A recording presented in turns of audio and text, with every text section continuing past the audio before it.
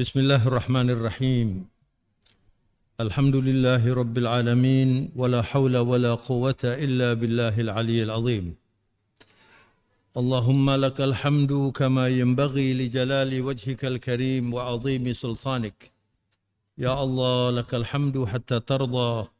Walakal hamdu idha radid. Walakal hamdu ba'da ridha. Allahumma salli wa sallim wa barik wa karrim على سيد المرسلين نبينا وحبيبنا محمد وعلى آله وصحبه والتابعين أجمعين. اللهم إنا نسألك الإخلاص والصدق والتوفيق والسداد في القول والعمل واجعلنا من الراشدين. Amin ya rabbal alamin. Jamaah Masjid Al-Falah, Bapak Ibu sekalian yang terhormat, rahimakumullah. Assalamualaikum warahmatullahi wabarakatuh. Alhamdulillah, kita dihadirkan oleh Allah hari ini setelah menunaikan ibadah sholat zuhur. Mari kita manfaatkan waktu yang berharga untuk menambah pemahaman kita tentang Al-Islam agar kita bisa meningkatkan kualitas iman dan takwa kita. Kajian pagi siang hari ini adalah tentang hidayatullah.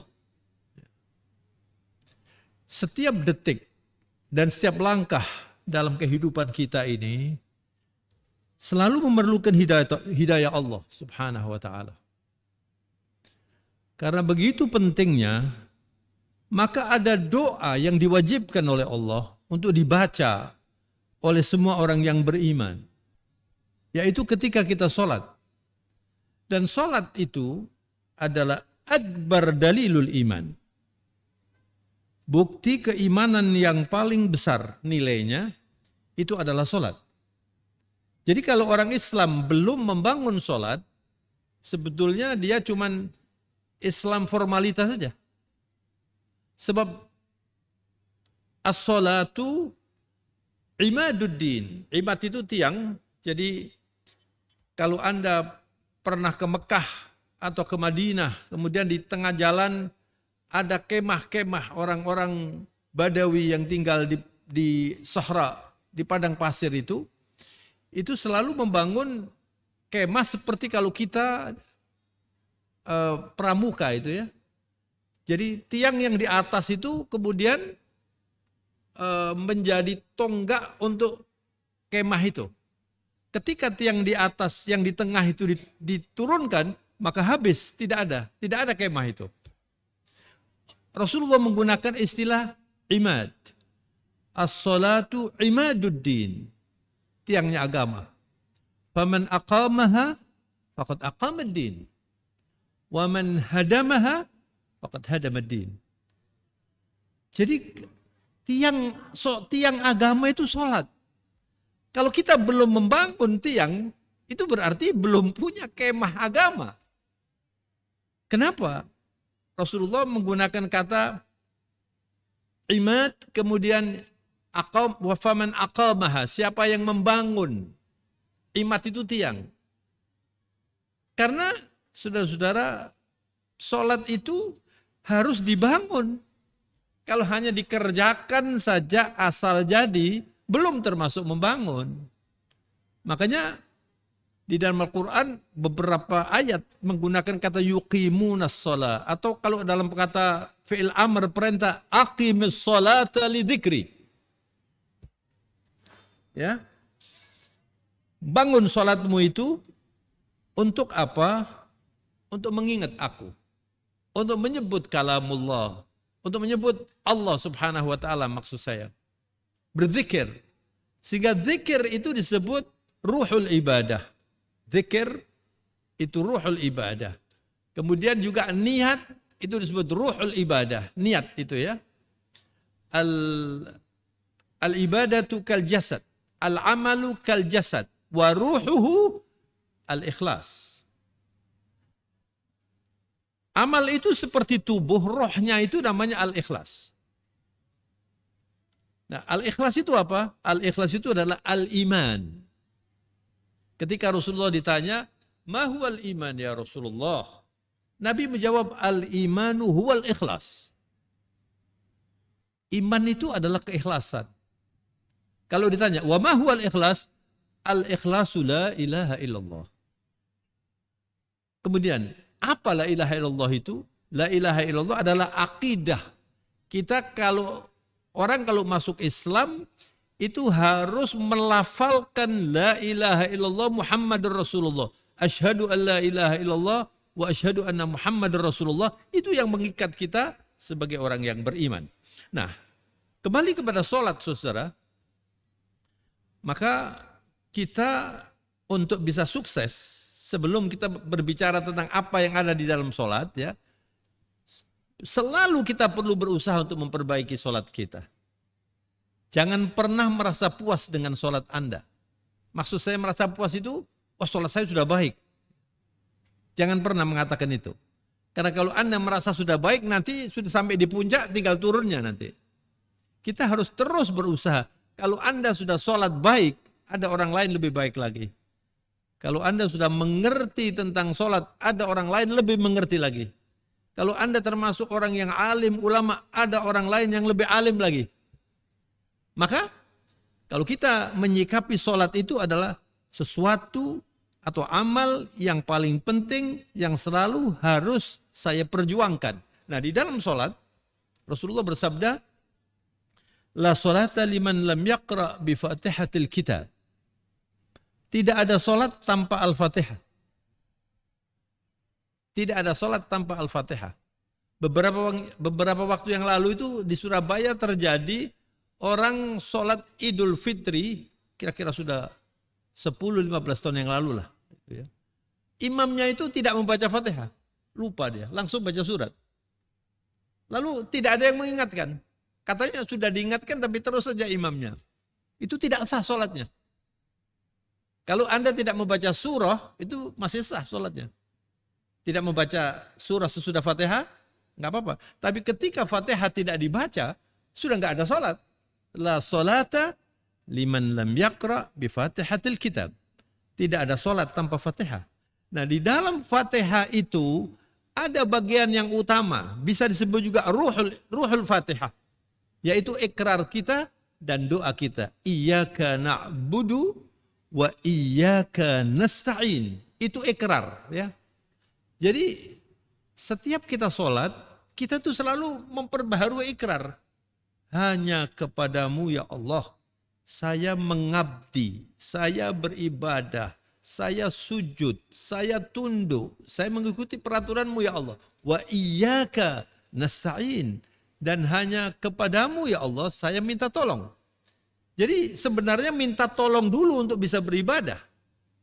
Tetapi oleh Allah diatur ibadah dulu karena yang paling penting itu adalah mengabdi atau ibadah itu. Karena hidup kita ini untuk ibadah. Sehingga diawali iyyaka na'budu wa iyyaka nasta'in. Hakikatnya adalah kita minta tolong kepada Allah supaya bisa beribadah dengan benar dan baik. Nah, sesudah ikrar, saudara-saudara, kita berdoa ihdinas siratal mustaqim. Wa hadha a'zam wa awjab ad-du'a. Wa hadha khairud du'ai 'alal itlaq. Ketika kita mengucapkan ihdinas siratal mustaqim, itu adalah doa terpenting, doa yang paling agung, yang paling besar nilainya, dan doa yang paling wajib. Harus berdoa itu. Jadi kalau Anda itu sholat fardu, berarti sudah 17 kali berdoa itu. 17 kali berikrar, ditambah lagi sunnah. Catatan yang penting, sunnah jangan kurang dari 12 rakaat dalam satu hari. Qabliyatil subuh, ini paling tinggi nilainya. Rakatul fajri. Kemudian zuhur ini paling banyak sunnahnya.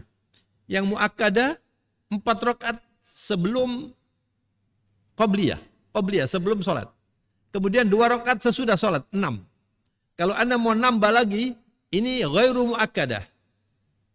Boleh ditambah lagi. Jadi kalau Anda mau lengkap sholat zuhur itu ada dengan sunnahnya menjadi 12 rakaat. Tapi minimal Anda sholat duhur itu kalau Anda mau melengkapi yang muakkadah 10 rakaat. Jadi saya ulangi lagi, 2 rakaat subuh ditambah 6 rakaat duhur menjadi berapa? 8. Ditambah lagi 2 rakaat ba'diyatul maghrib 10. Ditambah lagi ba'diyatul isya 12. Kalau Anda setiap hari bisa minimal sholat muakkadah ini 12, itu di dalam hadis dikatakan banallahu lahu baitan fil jannah. Anda sudah dipersiapkan rumah di surga itu. Tapi catatannya adalah sholat sunnah itu akan sampai kepada Allah kalau fardunya sudah dipenuhi. Jangan Anda sholat tahajud kemudian subuhnya terlambat. Atau subuhnya tidak sholat misalnya. Nggak bisa. Sholat yang paling penting fardu. Nah baru kemudian ditambah dengan sunnah-sunnah itu. Nah jadi kalau Anda 12 kali, 12 rakaat ditambah 17 rakaat, itu sudah berapa? 29, ya. 29.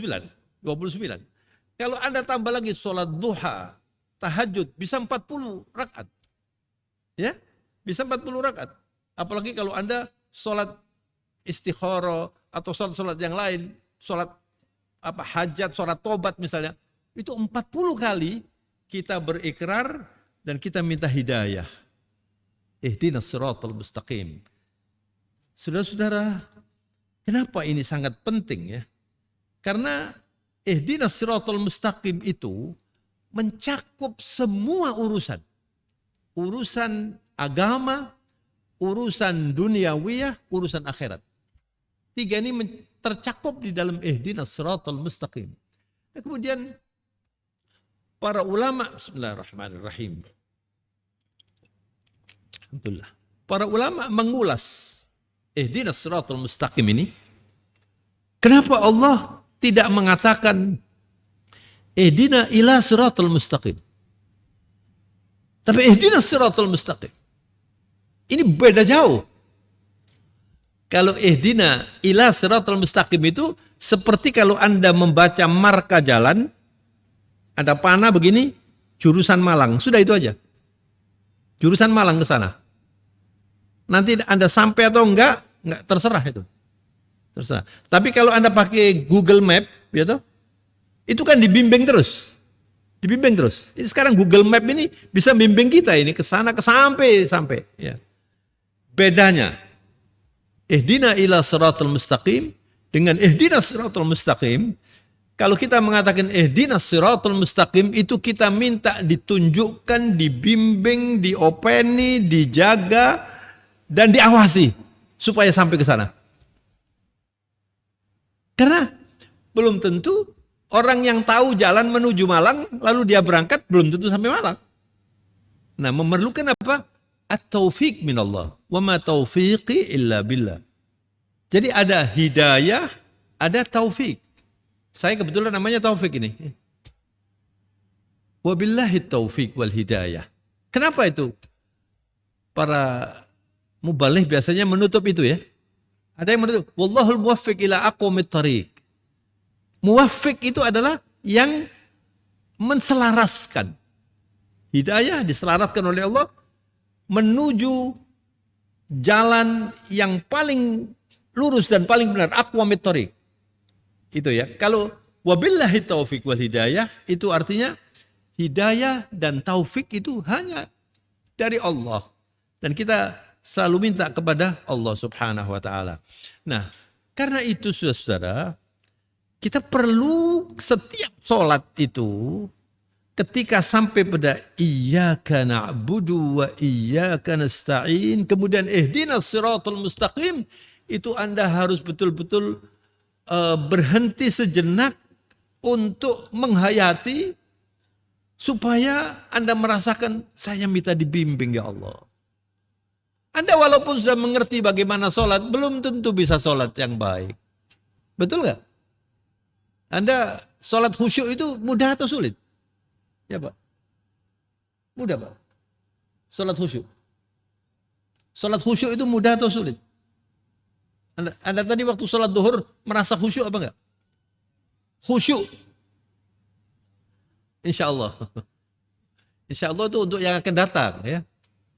Kalau yang sudah lewat nggak pakai insya Allah. Iya atau tidak gitu loh. Insya Allah saya kalau sholat asar nanti khusyuk lah, itu betul. Tidak mudah orang sholat khusyuk kecuali dibimbing oleh Allah. Selain Anda minta dibimbing, Anda harus belajar bagaimana sholat yang khusyuk itu. Sesudah belajar, Anda harus berlatih. Dan kalau Anda ingin mudah sholat khusyuk, yang banyak sholat malam. Ya.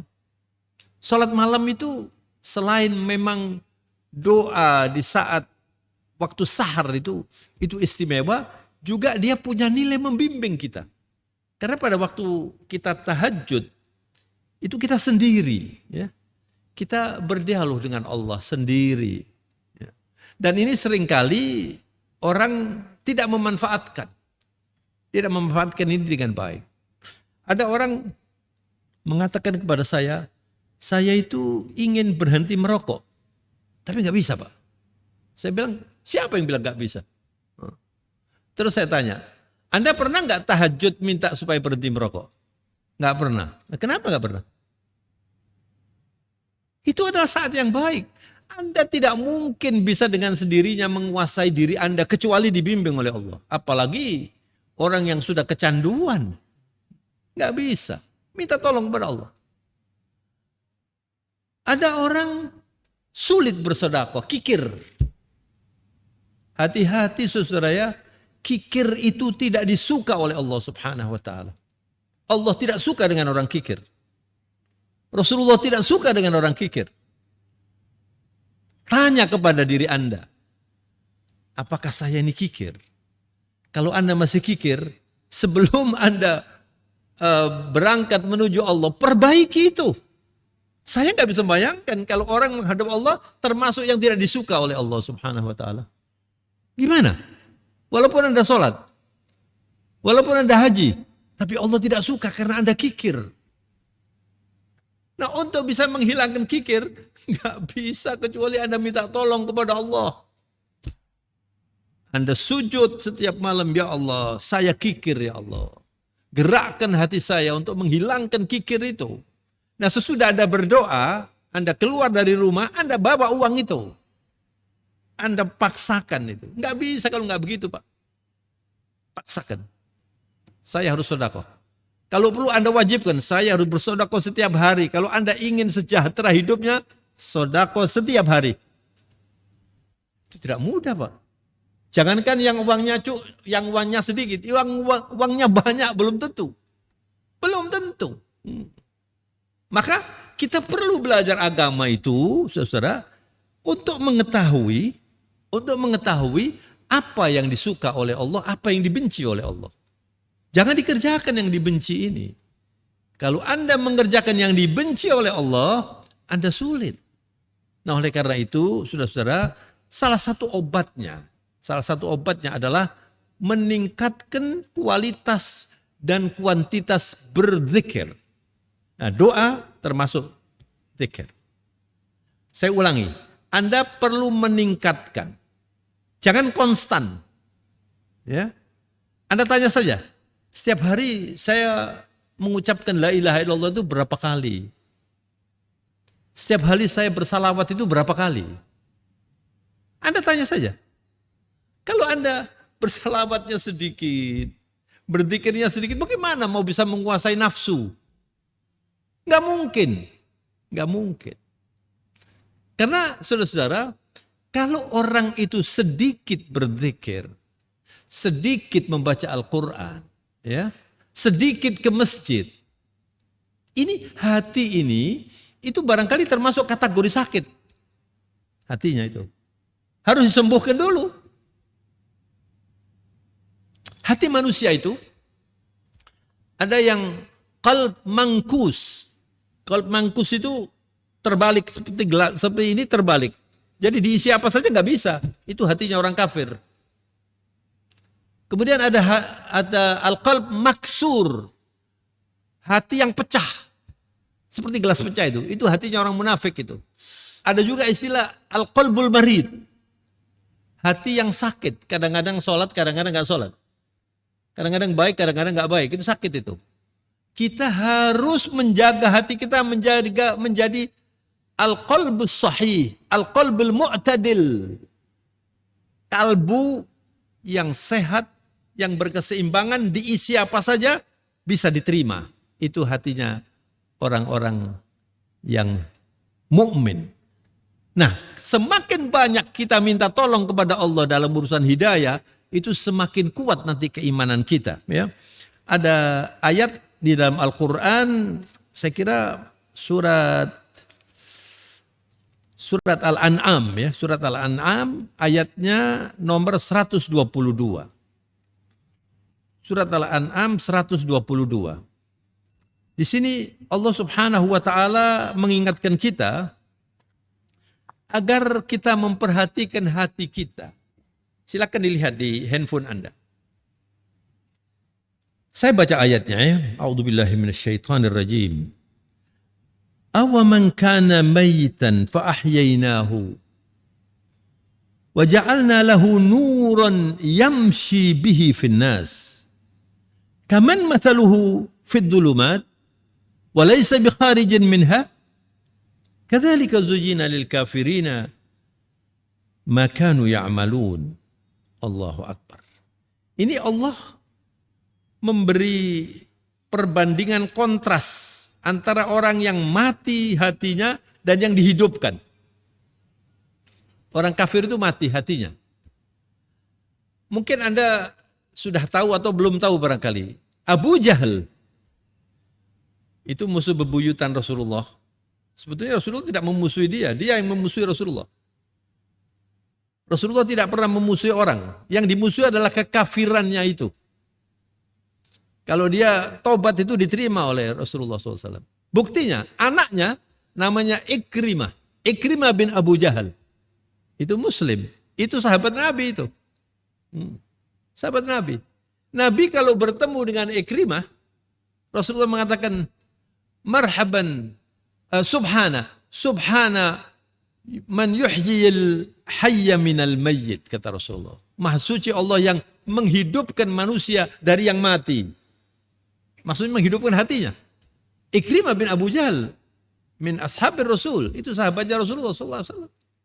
Nah, di sini Allah memberi perumpamaan. Apakah orang yang mati hatinya, fa'ahyainahu, lalu dihidupkan oleh Allah. Kemudian waja'alna lahu nuran yamshi bihi finnas.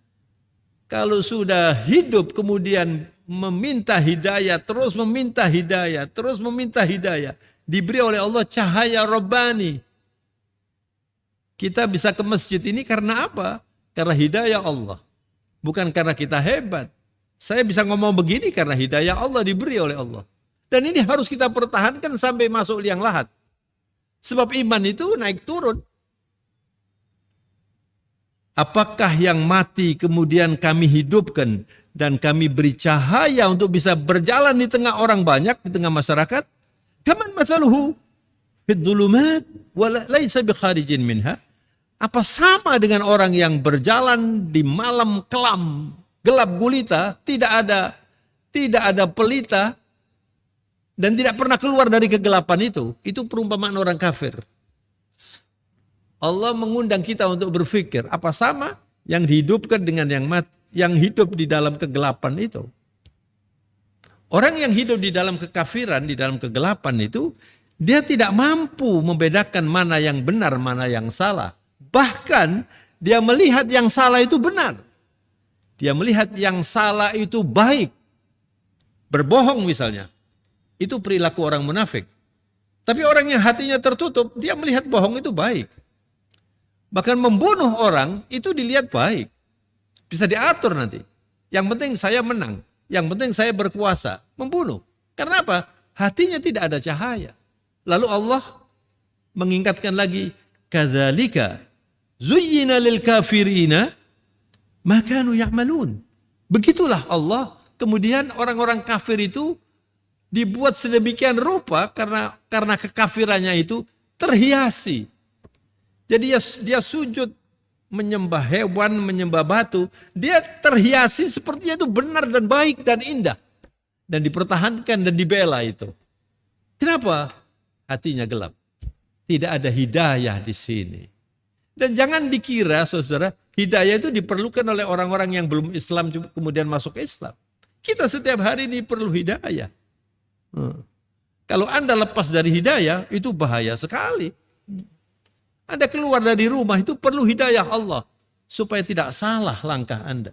Apalagi kalau Anda memimpin. Dari mulai urusan yang kecil, apalagi sampai urusan negara. Itu selalu perlu hidayah dari Allah subhanahu wa ta'ala. Maka saudara, closing statementnya, ya, hiduplah selalu dengan Allah. Supaya Anda terbimbing selalu. Jaga sholat dengan baik. Supaya Anda tidak terkena penyakit hati. Jauhi semua maksiat. Apalagi maksiat-maksiat yang besar. Jauhi itu semua. Anda berikrar. Nah kalau Anda merasa bersalah, berdosa, pasti kita pernah bersalah dan berdosa. Cepat ditutup. Cepat ditutup dengan tobat. Supaya hati ini tidak berkarat. Ya. Karena orang itu hatinya ini kalau berbuat dosa lalu ada titik hitam. Kalau dia kemudian istighfar dan bertobat bisa dibersihkan. Tapi kalau dia berdosa, kemudian berdosa lagi, kemudian berdosa lagi, berdosa dan berdosa terus begitu, lama-lama hitam pekat. Seperti peci saya ini. Kalau sudah hati hitam pekat, toba Allahu ala qulubihim, akhirnya nanti bisa mengarah kepada kekafiran. Na'udzubillah min dzalik. Makanya kadang-kadang saya membaca di WA, di YouTube ini, orang pindah agama itu seperti pindah rumah saja. Pindah agama. Dulu sudah Islam kemudian kembali lagi menjadi la ilaha illallah. Kenapa ini saudara ya? Karena tidak mengerti apa ini artinya hidayah. Tidak mengerti bahwa kalau orang itu sudah diberi hidayah oleh Allah kemudian menjadi muslim. Itu nilainya nggak bisa dibandingkan dengan apapun. Dunia ini semuanya kita tinggalkan. Wa mal hayatud dunya illa mata'ul ghurur. Anda pangkatnya bagaimanapun, Anda kayanya bagaimanapun, Anda pasti mati. Dan ketika mati, semuanya tidak ada gunanya. Anda tinggalkan itu. Tapi urusannya nanti sampai di akhirat. Bagaimana Anda kok bisa kaya itu? Apa cara bisnis Anda itu benar? Ada ribanya apa enggak? Anda keluarkan zakatnya? Anda kikir apa enggak? Semua diusut itu nanti. Semua diusut. Dan ditinggalkan. Oleh karena itu, kalau ada orang meninggal, yatba'ul mayyita thalatha, ahluhu wa maluhu wa amaluh. Fayarja' ithnani wa yabqa wahid, atau kama qala sallallahu alaihi wasallam. Kalau ada orang meninggal dunia, dan kita pasti meninggal nanti, itu diikuti oleh 3 komponen, 3 hal. Keluarganya, hartanya, dan amalnya. Yang 2 ini kembali. Yang menemani dia cuma amalnya saja. Hartanya kembali, keluarganya kembali. Hartanya apa? Mungkin mobilnya, mungkin selimutnya dipakai, itu kan harta dia itu. Mantan harta ya. Sudah menjadi haknya ahli waris itu. Ikut ke kuburan. Anaknya, keluarganya ikut. Tapi kembali semua ini nanti. Yang tinggal cuma amal Anda. Anda hari ini sholat di Masjid Al-Falah dicatat oleh petugas Allah, para malaikat. Kemudian Anda belajar agama dicatat, ini amal soleh ini. Kalau Anda melakukan ini termasuk saya ini. Kalau kita lakukan ini mendambakan itu Allah, nanti menjadi teman kita di akhirat. Teman kita di kuburan kita ini. Mulai di kuburan sudah ditemani kita sampai kita masuk surga insya Allah. Oleh karena itu saudara, orang cerdas itu adalah orang yang selalu berpikir supaya saya ketika meninggal dunia, saya kaya. Kaya dengan amal ibadah. Maka jangan membuang waktu untuk hal-hal yang tidak ada gunanya. Itu sering saya ceramahkan di sini maupun di tempat lain. Anda dalam perjalanan, isi waktu Anda itu minimal dengan berzikir, dengan bersalawat. Kalau ada kesempatan membantu orang, kerjakan. Terus begitu. Jangan dibuang waktu ini. Setiap hari kita memakan waktu kita. Seperti kalau Anda makan tebu. Tebu itu bahasa Indonesia ya, tebu ya. Iya. Itu kan ada ruasnya kan. Nah, itu kalau Anda makan dipotong ruasnya. Potong lagi. Waktu seperti itu. Ada sequence of time. Ada deretan waktu. Setiap hari Anda patahkan ini. Ini sebentar lagi sudah Desember. Lepas lagi deh. Tahun 2000 berapa? 2022. Nanti satu lagi, lepas lagi. 2024 sudah ganti presiden insya Allah. Begitu. Ini adalah kehidupan kita. Kalau Anda tidak cerdas mengumpulkan amal yang banyak, seperti sekarang di depan mata kita ini ada kotak amal itu. Jangan cuma dilihat itu. Berapapun Anda masukkan. Apalagi untuk masjid ini. Ini masjid ini, kalau Anda ikut membangun ini, selama masjid ini dipakai, beruntung orang-orang yang uangnya diletakkan di masjid itu. Dia dapat pahala walaupun sudah meninggal dunia orangnya. Anda bisa juga beramal untuk almarhum bapak Anda yang sudah meninggal. Ini untuk almarhum ayah saya. Dia dapat di akhirat. Anda dapat ya di sini. Begitu. Jadi orang cerdas itu adalah orang yang selalu berpikir, saya harus banyak beramal, saya harus kaya di akhirat nanti. Jadi saudara, inilah kesimpulan dari ceramah saya pada siang hari ini. Selalu minta hidayah supaya Anda bisa mengisi sisa waktu yang kita semuanya tidak tahu. Apalagi saya yang sudah usianya banyak ini. Cukup saya kira, mudah-mudahan bermanfaat. Subhanakallahumma wa bihamdika nasyhadu an la ilaha illa anta nastaghfiruka wa natubu ilaika wal afu minkum. Assalamualaikum warahmatullahi wabarakatuh.